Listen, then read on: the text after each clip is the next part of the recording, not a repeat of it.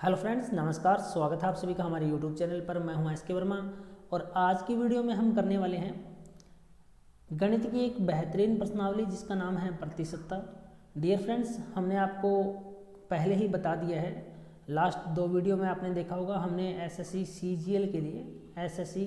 CGL के लिए special batch शुरू कर रखा है और उसके अकॉर्डिंग हम गणित की वीडियोज़ लेके आ रहे हैं। तो गणित में हमने स्टार्ट कर रखा है परसेंटेज को, और परसेंटेज की अभी तक हमने 2 वीडियो डाल दी है। अगर आपने अभी तक हमारी वीडियोज़ नहीं देखी है तो इसी वीडियो के डिस्क्रिप्शन में जाइए, प्लेलिस्ट का आपको लिंक दिया हुआ है, वहाँ जाके आप देख सकते हैं।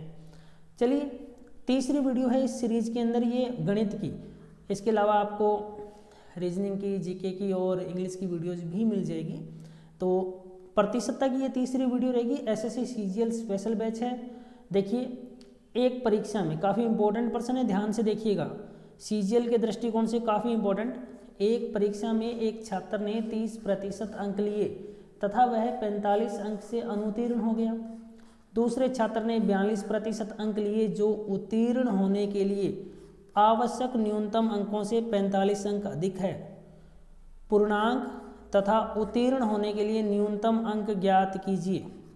तो आपके सामने ये एक बेहतरीन प्रश्न है। आप देखिए, खुद ट्राई करना चाहो तो वीडियो को पॉज करके ट्राई कर सकते हो, लेकिन मैं समझा रहा हूँ, तो आप अगर खुद करना चाहो तो एक बार वीडियो को पॉज करके कर लीजिए। क्या कह रहे हैं, एक परीक्षा में एक छात्र ने 30% अंक लिए। देखिए, इस तरह से कुछ बनाएंगे। एक छात्र ने कितने प्रतिशत अंक लिए? 30% अंक लिए तथा वह 45 अंकों से अनुत्तीर्ण हो गया। देखिए, ये स्टूडेंट यहाँ खड़ा है और ये है पास होने की लाइन। यहाँ जो पहुँचेगा ना, यहाँ पहुँचेगा, वो पास हो जाएगा। तो ये बच्चा फेल हो गया 30% नंबर लेके। तो ये लाइन जो है ना, यहाँ से लेके यहाँ तक, ये लाइन इस बच्चे के लिए 45 अंकों की है। मतलब ये यहाँ खड़ा है। अगर इसको 45 नंबर और दे दे तो यहाँ से चलता चलता ये यहाँ पहुँच जाएगा। यहाँ पहुँचने का मतलब पास हो जाएगा।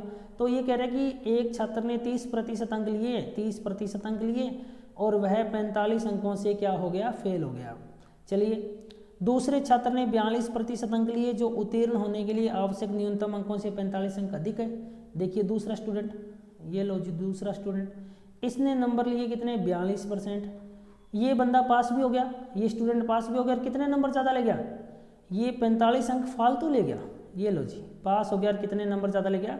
45। देखो, यहाँ तक पास तो हो गया और चलते चलते चलते आगे चला गया। काफ़ी अच्छा मेहनत की इसने, यहाँ तक 45 नंबर फालतू लिए। अब गौर से देखो, ये लाइन, ये 45 और 45 की ये लाइन टोटल कितने नंबर होगी? 45 45 90 नंबर होंगी, एक लाइन होगी ये। और प्रतिशत देखो, 30 से शुरू हुआ, 30 31 32 ऐसे करते करते 42 पर पहुंचा। तो प्रतिशत का डिफरेंस कितना गया? 42 में से अगर आप 30 को घटा दोगे तो 12%। गौर से देखिए, नंबरों के मामले में 90 नंबर किसके बराबर है? 12% के बराबर है। ये बात है।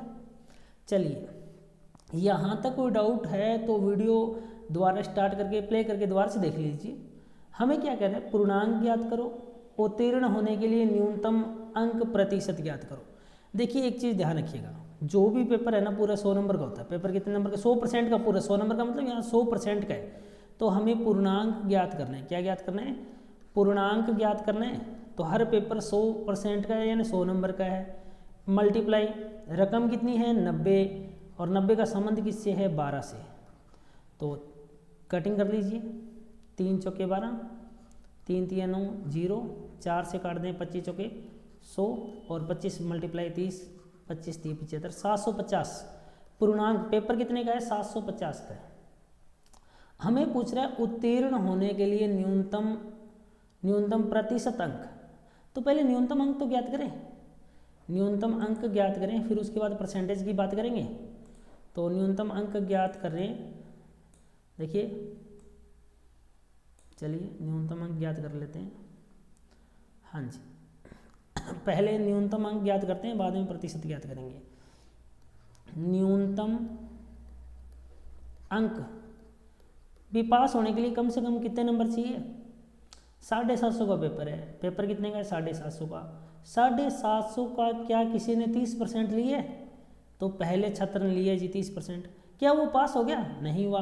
मतलब 750 का 30% लेगा, वो पास नहीं होगा। पास करो, इसको नंबर दे दो। कितने नंबर और दे दें?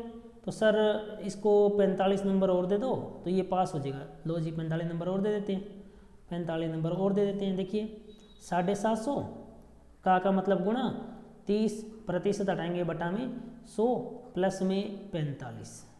चलिए इसको चेक कर लेते हैं। हाँ भी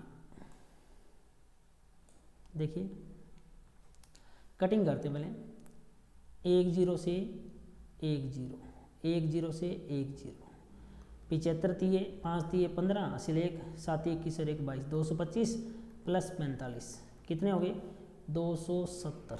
पास होने के लिए कम से कम कितने नंबर चाहिए 270। पेपर कितने गए 750 का।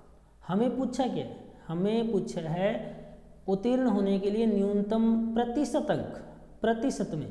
तो न्यूनतम अंक तो देखो न्यूनतम अंक तो है 270, न्यूनतम अंक तो है 270, हमें न्यूनतम अंक का प्रतिशत निकालना है। तो जी पेपर में पास होने के लिए नंबर कितने चाहिए 270 चाहिए। कितने में से 750 में से। प्रतिशत लगाना है तो गुणा में 100। 1 0 से 1 0, 25 तिये 75, 25 चौके 100, 3 निमा 27 और 9 चौके 36। तो भी पेपर में पास होने के लिए कम से कम 36% नंबर चाहिए। कितने परसेंट चाहिए 36%। ये काफ़ी अच्छा सवाल है और एसएससी के लिए इम्पोर्टेंट है, तो ध्यान से करके जाइएगा।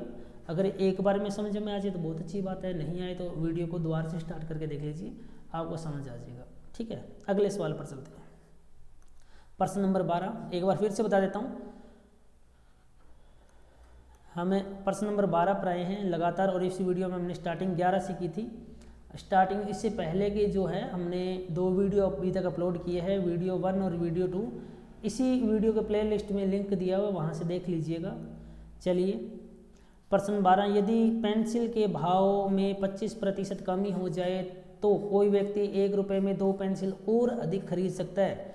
रुपये 1 में प्राप्त पेंसिलों की संख्या कितनी है। देखिए एक ट्रिक समझो या सूत्र समझो। कभी भी आपको वर्तमान रेट निकालना हो ना, वर्तमान रेट वर्तमान मूल्य निकालना हो, तो वर्तमान में ये मान के चलो कि वो पूरा 100% है। वर्तमान में हमेशा क्या मान के चलो 100% है। और ट्रिक समझो सूत्र समझो, एक ही बात है। वर्तमान निकालना है तो पूरा 100% मान के चलना है, ठीक है। और इंटू में अंतर और बटा में अंतर का प्रतिशत। अंतर और अंतर प्रतिशत क्या है ध्यान से समझो। पहले मान लो 4 पेंसिल आती थी, अब 6 पेंसिल आ रही है, तो कितना डिफरेंस हो गया 2 पेंसिल का डिफरेंस हो गया। ये अंतर है। पहले 4 पेंसिल आती थी, अब 6 पेंसिल आती है, तो डिफरेंस कितने का आ गया 2 का। तो मैं ये बोल सकता हूँ ना 2 पेंसिल ज़्यादा आती है, ठीक है। जैसे मान लो पहले 7 पेंसिल आती थी और अब 2 पेंसिल आती है, तो कितने का डिफरेंस कितने का हो गया 5 का। तो मैं ये बोल सकता हूँ 5 पेंसिल कम आती है, 5 पेंसिल कम आती है, 2 पेंसिल ज़्यादा आती है। कम ज़्यादा वो डिफरेंस होता है, अंतर। और जैसे 20% वृद्धि, तो 20% वृद्धि अंतर वो बता रहा है। जैसे 30% कमी, 30% कमी, तो ये किसको बता रहा है अंतर को। तो ये शब्द है ना, कमी, वृद्धि, अधिक, ज़्यादा, ये सब डिफरेंस को बताते हैं। तो आप हमेशा देखो, इसको रटा मारने की जरूरत नहीं है, आपको ध्यान रखिए। वर्तमान में हर चीज़ 100% है, मल्टीप्लाई में डिफरेंस और बटा में डिफरेंस का परसेंट, ये दोनों आपस में संबंधित होते हैं। गुणा में जो आएगा उसका संबंध इससे होगा। तो देखिए कह रहे यदि पेंसिल के भाव में 25% कमी हो जाए, अंतर का परसेंट दिया हुआ, कमी अंतर बता रहा है और परसेंट अंतर का परसेंट हो जाए, तो कोई व्यक्ति 1 रुपये में 2 पेंसिल और अधिक खरीद सकता है, 2 ज़्यादा खरीद सकता है, ये अंतर है। तो 1 रुपये में प्राप्त पेंसिलों की संख्या कितनी है मतलब वर्तमान मूल्य निकाल लें, तो है कितनी 100 बटा में ये अंतर देखो पहले कितने हैं 2 पेंसिल का, और अंतर का परसेंट कितना है 25। तो 25 चौके 100, 4 दूनी 8। तो आंसर आएगा, आंसर ये आएगा वर्तमान मूल्य कितना है रुपये 1 में 8। वर्तमान में ये ऑप्शन में दिया होगा रुपये 1 में 8 पेंसिल आती है। पेंसिल की संख्या कितनी है वर्तमान में 1 रुपये में 8। ये पूछा है रुपये 1 में प्राप्त पेंसिल की संख्या कितनी है। अगर मान लो यह है कि जगह प्रश्न में लिखा होता कितना था या कितना थी, रुपये 1 में प्राप्त पेंसिल की संख्या कितनी थी या कितना था, ये दिया होता तो हमें पास्ट पूछ रहा है, तो फिर पास्ट निकालना होता वर्तमान की जगह। तो पास्ट में क्या करते देखो, अब क्या हो गया पेंसिल 25% कमी होगी, सस्ती आ रही है, तो अब 2 पेंसिल ज़्यादा आ रही है। तो पहले 2 पेंसिल कम आती थी, अब 8 आ रही है तो पहले 2 कम आती थी, 6 आती थी, तो पास्ट क्या होगा, रुपये 1 में 6। पहले कितनी आती थी, रुपये 1 में 6, और अब कितनी आती है, रुपये 1 में 8। तो आपको एक जैसे दिखने वाले प्रश्नों में डिफरेंस करना है। अगर है दिया हुआ वर्तमान का पूछ रहे है तो वर्तमान में आती कितनी है, 1 रुपये में 8, और अब 2 ज़्यादा आती है तो पहले 2 कम आती थी, तो पहले कितनी आती थी पास्ट में, रुपये 1 में 6। तो ध्यान रखिएगा कि है दिया या था दिया है, तो ये थोड़ा सा ध्यान रखिएगा, छोटी छोटी बातें ये हैं, ठीक है। चलिए समझ में आ गया, उम्मीद तो यही है। चलिए अगले प्रश्न पर।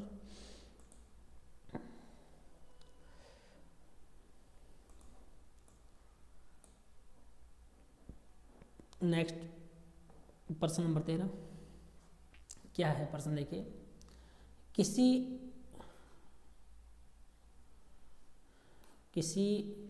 विद्यालय में लड़के तथा लड़कियों का अनुपात 3:2 है। यदि 20% लड़के और 30% लड़कियां छात्रवृत्ति लेने वाले हों तो छात्रवृत्ति नहीं लेने वाले विद्यार्थियों का प्रतिशत कितना है। काफ़ी अच्छा है, ये बहुत ज़्यादा पूछा जाता है, जीडी में भी काफ़ी पूछा गया है, एनटीपीसी में काफ़ी पूछा गया है। देखिए मैं एसएससी सीजीएल के लिए मैथ करवा रहा हूँ, कोई ज़रूरी नहीं है कि ये एसएससी सीजीएल वालों के काम किए, आप कोई मर्जी पेपर दीजिए। आप राजस्थान में वीडियो का एग्ज़ाम दीजिए, वीडियो के अलावा आप राजस्थान में वनरक्षक की भर्ती के एग्ज़ाम कभी भी हो सकते हैं, उनके एग्ज़ाम दीजिए। एनटीपीसी ग्रुप डी, हालांकि आज एनटीपीसी ग्रुप डी के लिए अच्छी खबर है कि जिन स्टूडेंट्स को लग रहा था ना कि भी रिजल्ट में हेर फेर हुई है, तो आज एक कमेटी बिठाई गई है, उच्च स्तरीय कमेटी, जो कि जांच करेगी और देखेगी कि भी क्या रिजल्ट रिवाइज करना चाहिए। तो हो सकता है कि रिवाइज हो, हम भी चाहते हैं कि आपका रिजल्ट रिवाइज हो, क्योंकि 70 नंबर ला के 75 नंबर ला के 82 नंबर ला के बच्चों का सिलेक्शन नहीं हो रहा, तो रिवाइज होना चाहिए था, बच्चों की मांग थी और एनटीपीसी को दबाव में झुकना पड़ा है रेलवे बोर्ड को, और ग्रुप डी और सीबीडी 2 दोनों कैंसिल कर दिए, तो अच्छी खबर है ये। तो ये एग्ज़ाम, ये मैथ है ना, ये सब जगह आने वाली है, तो ध्यान से कीजिएगा। अभी आगे सीजीएल का एग्ज़ाम है तो बिल्कुल मेहनत से जाइए। क्या कह रहा है, किसी विद्यालय में लड़के तथा लड़कियों का अनुपात 3:2 है। मान लो 100 विद्यार्थी हैं, टोटल 100 विद्यार्थी हैं, तो 3:2 है, 3:2 है, 3:2, तो अनुपातों का योग कितना हो गया, 3 + 2 कितना हो गया, 5 हो गया। तो 100 का संबंध किससे है, 5 से है। तो ये बॉयज़ हैं और ये क्या है, गर्ल्स है, ठीक है। तो बॉयज़, पहले तो ये बॉयज़ निकाल लेते हैं, कितने बनते हैं, बॉयज़ निकाल लेते हैं। तो बॉयज़ का अनुपात कितने हैं, 3 है, बॉयज़ का अनुपात 3 है, मल्टीप्लाई 100/5, तो 5 दूनी 10, कितना 60 बॉयज़, तो 100 में 60 घटा दो डायरेक्ट, गर्ल्स कितनी आ जाएगी, गर्ल्स कितनी आ जाएगी, 40। ये निकाल लिया, 100 में से 60 तो बॉयज़ हैं, 40 गर्ल्स है। अब कह रहे हैं यदि 20% लड़के और 30% लड़कियां छात्रवृत्ति लेने वाले हो तो छात्रवृत्ति नहीं लेने वालों का प्रतिशत, उल्टा पूछे, छात्रवृत्ति नहीं लेने वालों का प्रतिशत। तो देखिए छात्रवृत्ति न लेने वाले विद्यार्थी, तो छात्रवृत्ति नहीं लेने वाले विद्यार्थी, इनका देखो बॉयज़ कितने हैं, 60, बॉयज़ ये रहे 60 का 20% छात्रवृत्ति लेते हैं, 20% लेते हैं, तो नहीं लेने वाले 80%, प्लस गर्ल्स कितनी है, 40 का 30% तो छात्रवृत्ति लेते हैं, नहीं लेने वाले कितने होंगे, 70%। यही पूछा, सरल कर लीजिए, 60 का मतलब गुणा 80% हटाएंगे बटा में 100, 40 का मतलब गुणा 70% हटाएंगे बटा में 100, 2 0 से 2 0, 2 0 से 2 0, 8 6 48 प्लस 7 चौके 28, 8 8 16, 4 2 6 और 1 7, 76।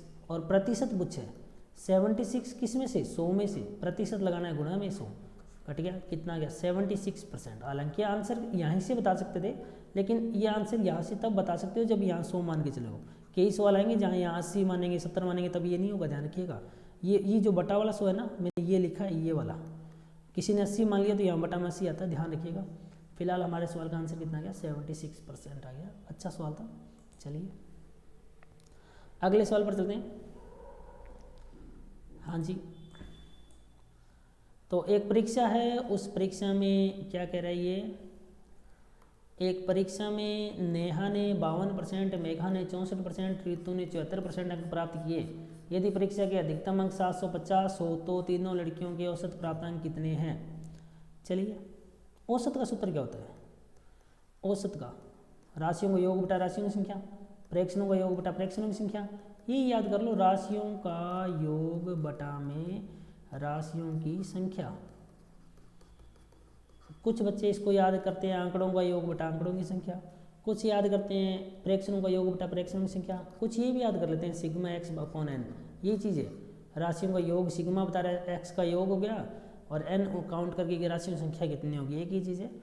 तो राशियों का योग देखिए, अधिकतम अंक कितने हैं 750, 750 का कितना परसेंट, 52% मेगा ने लिया, प्लस 52 नेहा ने लिया, 64 मेघा ने लिया, प्लस 74 रितु ने लिया। और प्रेक्षणों की संख्या 3 है, 3 लड़की हैं, नेहा मेघा रितु 3 है। चलिए 750 का मतलब गुणा कितना हो गया, 52 और ये जोड़ करो, 2 2 4 6 6 और 4 10 हासिल 1, और ये कितना हो गया 7 और 1 हासिल, ये भी 7 कर लो, 14 14 और 5 19, सही जोड़ रहे हैं ना, अपने द्वार से देख लो, 2 और 4 6 6 4 10 हासिल 1 1 5 6 11 11 और 7 18 और 1 हासिल ये 19 हो गया। बटा में कितना आ गया 3 आ गया, और प्रतिशत हटाएंगे बटा में 100, 2 0 से 2 0 काट लो, 3 से काटें 25 75, 25 निमा 225 हासिल 22, 25 और 22 25 23 और कितना हो गया 47 हो गया, क्या सही कर रही है क्या, 25 निमा 225 हासिल 22, 25 25 और 22 कितना हो गया 27 हो गया, 47 475 आंसर औसत। ये कुछ ज़्यादा नहीं आ गया क्या 475, ठीक है शायद, चेक कर लेते हैं कुछ गड़बड़ ना हो। 25 निमा 225 22 25 27 37 47 सी जी ओके, 475 आंसर आ गया, ठीक है जी, जोड़ करने में भी ओके ओके। चलिए अगले प्रश्न पर। हाँ भी नेक्स्ट प्रश्न, एक द्रव में 25% दूध है, दूसरे द्रव में 30% दूध है, एक कैन को पहले द्रव का 6 भाग और दूसरे द्रव का 4 भाग से भरा जाता है, दूध का प्रतिशत नए मिश्रण में क्या होगा। देखिए अच्छा सवाल है, मिश्रण का सवाल है। मिश्रण अपने आप में एक कंसेप्ट है, एक प्रश्नावली है अलग से, कुछ इस तरह से करनी होती है। देखिए आपने ये डायग्राम देखा होगा, यहाँ छोटी संख्या लिखते हैं छोटी संख्या, यहाँ बड़ी संख्या लिखते हैं, जिस छोटी को ए माना है बड़ी को बी मान लिया। यहाँ तीसरी संख्या आती है, बी में से सी को घटाएं यहाँ बी माइनस सी, सी में से ए को घटाएं यहाँ सी माइनस ए। ये जो डायग्राम देख रहे हो ना, ये मिश्रण है, यही मिश्रण है, इसी से सवाल करना है। जैसे यहाँ मैं करके दिखा रहा हूँ, कह रहे हैं कि एक द्रव में 25% दूध है, यहाँ 25 लिखा दूध, और दूसरे में कितने 30% दूध है। चलिए, और पहले कैन के 6 भाग को, पहले कैन के इसमें 25% दूध है, इसमें 30% दूध है, पहले कैन के 6 भाग को दूसरे कैन के 4 भाग से भरा जाता है। पहले कैन का 6 भाग दूसरे का 4 भाग भरा जाता है। दूध का प्रतिशत नए मिश्रण में क्या होगा, नए वाले में पता ही नहीं है, इसमें x होगा। देखिए ये पहला है, पहले में 25% है, दूसरे में 30% है, और ये दोनों को मिला दिया तो पता ही नहीं x है, इसका 6 भाग और इसका 4 भाग। तो गौर से देखिए कैसे करना होगा, हमें ये पता है, गौर से देखिए 30 में से x घटाएंगे प्रश्नानुसार 30 में से अगर x घटाएंगे तो कितना बचेगा 6 बचेगा, ये बचता है। 30 में से x घटाएं 6, ये देखो b में से c को घटाया तो ये क्या बचेगा b माइनस सी, इसी को कॉपी करना हो, 30 में से x घटाया तो 6 बचेगा। और अब देखो c में से ये a को घटाया था तो c माइनस ए, तो यहाँ किस में से किसको x में से 25 को, x में से 25 को घटाएंगे तो कितना बचेगा 4। सरल कर लो, 2 3 6 2 दूनी 4 3/2 आ गया। वज्र गुणा करते हैं, 3 को x से गुणा करूँ 3x, और 3 को 25 से गुणा करूँगा 25 3 75 बराबर, 2 को इससे करूँगा तो 60 माइनस 2 को x से करूँगा तो कितना आ गया 2x, तो ये 3x है, ये 2x इधर आके किसका हो जाएगा, यहाँ 2x माइनस का इधर आके किसका हो जाएगा प्लस का, बराबर कितना 60, और 75 उधर जाके किसका हो जाएगा प्लस का, कितना आ गया 5x, बराबर कितना गया, ये कितना गया 5 6 135 क्योंकि 5 6 7 13 एक्स का मान कितना गया 135/5, 5 दूनी 10, 5 7 35, तो कितना परसेंट होगा 27% होगा, यानी ये जो होगा ना ये 27% आएगा। वैसे आपको बता देता हूँ हमेशा बीच में ही आता है, 25 से तो ज़्यादा रहता है और 30 से कम रहता है, तो 27% हमारा करेक्ट आंसर है। हालांकि ऑप्शन जो होंगे ना चारों छोटे होंगे, वो बीच में ही होंगे, मतलब 25 और 30 के बीच में। आप ये सोचो ना अलग से मिल जाएगा, ऐसा कुछ नहीं मिलने वाला। तो स्टूडेंट आज हमने प्रतिशतता के कुछ सवाल और किए।